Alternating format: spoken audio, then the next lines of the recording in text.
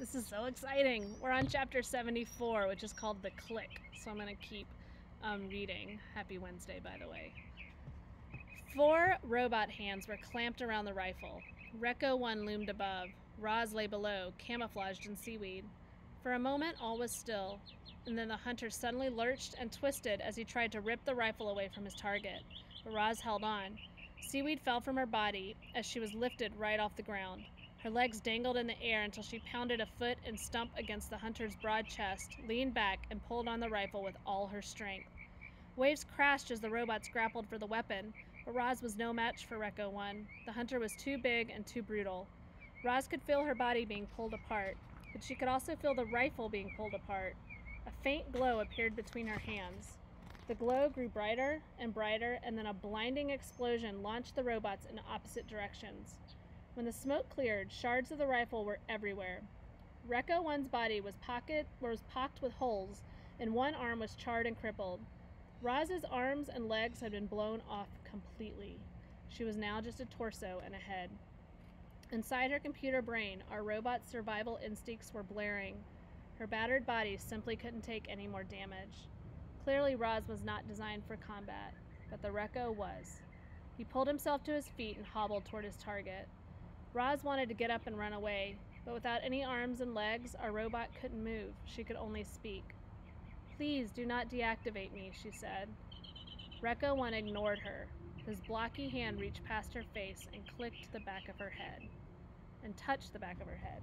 Click. So here's the picture.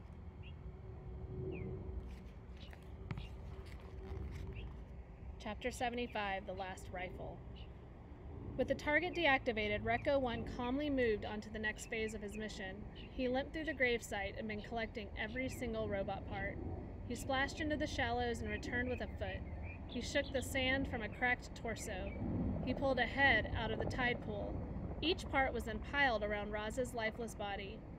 Brightbill watched in horror as his mother slowly disappeared under a pile of parts. Roz looked just like the dead robots, but she wasn't dead. She had simply been shut down. "Don't do it, Brightbill." The flock tried to stop their leader. "It's too dangerous." But the goose was determined to bring his poor mother back to life. Brightbill crouched low to the ground and slowly moved toward the pile of robots. And when Recco 1 limped away to collect another part, Brightbill sprinted over the rocks, pushed past arms and legs, and squeezed into the pile. Click. A muffled voice echoed across the shore. "Hello, I am Rosm Unit 7134, but you may call me Roz." Brightbill hugged his mother's face as her computer brain rebooted. "Mama, wake up." "What happened?" she said finally. "Where's the Recco? He's coming this way." "What were you thinking, Brightbill? You must leave now before he kills us both." "I was scared, Mama," cried the goose. "I didn't know what to do." Heavy footsteps stomped toward them. Robot parts were knocked aside, and then Recco 1 looked down with his glowing eyes. Brightbill tried to squirm away, but thick fingers locked around him like a cage. "Mama, help!" cried Brightbill as he was pulled up from the pile. "Please do not hurt my son," begged Roz. "He is harmless." Recco 1 paid no attention to Roz. He just held up the goose in his giant hand, ready to crush the life out of him. Mist swirled in the breeze. Waves sloshed against the rocks. Seagulls circled above. No, not seagulls. Vultures. And one of them clutched something silver in his talons. The vulture spiraled down, and Recco 3's rifle clattered onto the shore. Geese and the otters quickly surrounded the rifle. They squawked and squeaked and fumbled with the weapon, trying to aim the clunky thing. The hunter was confused. How had those animals gotten a rifle?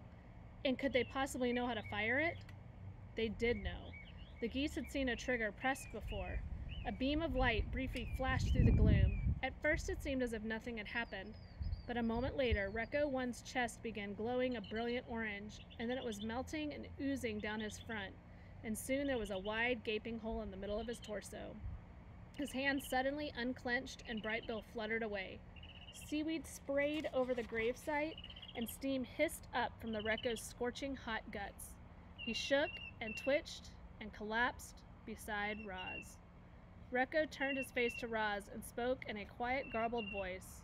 "More Reccos will come for you, and if you destroy them, still more will come. The Makers will not rest until all missing robots have been retrieved.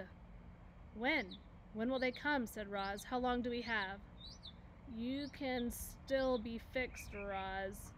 Go to the airship. Bring all the robot parts with you. The ship knows what to do. His voice went silent. His eyes went dark. Recco 1 was dead. And here's a picture of Recco 1. Chapter 76, The Broken Robot. Geese and otters were bustling all around Roz. They were pulling arms and legs out from the robot pile and pressing them against her body. They were hoping to hear thwip sounds and that the robot limbs would snap right into place and Roz would return to her old self and life on the island would go back to normal. But nothing happened. No matter what they did, the limbs would not attach. Our robot's body was too badly damaged. I'm sorry, Ma, said Bright Bill, his voice trembling. I thought this would work. It's okay, son, said Roz calmly. I am lucky I can still think and speak. The animals tried to smile at their poor friend, but they couldn't hide their sadness. Roz was a mangled wreck, and there was nothing they could do to fix her. The robot wanted to be strong for her son and her friends. She wanted to ease their worried minds and tell them everything would be fine, but Roz knew that everything would not be fine. She looked down at her broken body. Then she looked up at the geese and the otters and said, I will need some help getting home. There's a picture of Roz. Chapter 77, The Meeting. Strong, nimble creatures carried Roz up the sea cliffs and across the island. They carefully propped her up inside the nest. They built a fire, and then they left the robot with her son. Roz and Bright Bill sat there staring at the flames until the goose finally said, Do you need anything, Ma? I could really use some new arms and legs, the robot chuckled at her own bad joke. That isn't funny, cried the goose. My mother is broken and I don't know what to do about it. I'm sorry for joking. Roz adjusted her voice to a more serious tone. I know you want to fix me, but there's nothing anyone here can do. At these words, her son looked away. Bright Bill, I am afraid we have some difficult decisions to make. I think you should arrange a meeting of our closest friends. We could use their advice. The goose disappeared out the door, and soon Roz's oldest and wisest friends were on their way. Loudwing was the first to arrive. She limped into the lodge on her injured foot and sat close to her robot friend. Mr. Beaver appeared next, followed by Fink and Swooper. Then Tawny curled up on the floor. Mother Bear was too badly hurt to make the journey, so Nettle came in her place. She sat in the garden with her enormous head jutting through the doorway. Brightville returned with Chit-Chat, who was nursing her burned tail.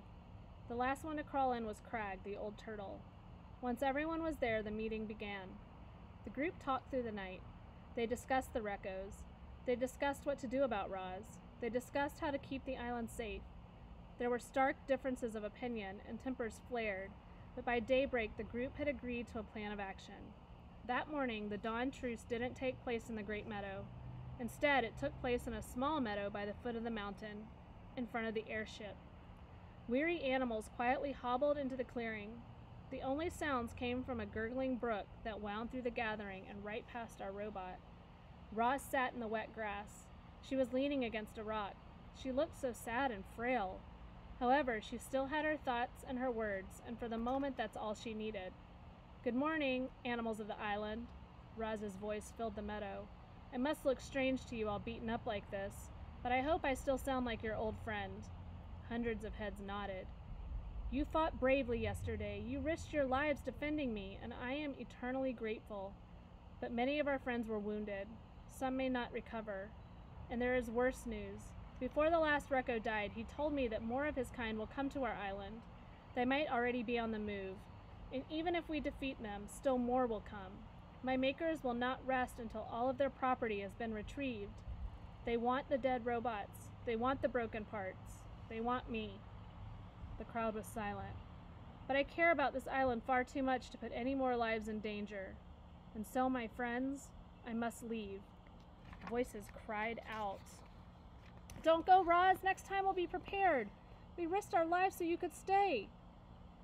I hear you.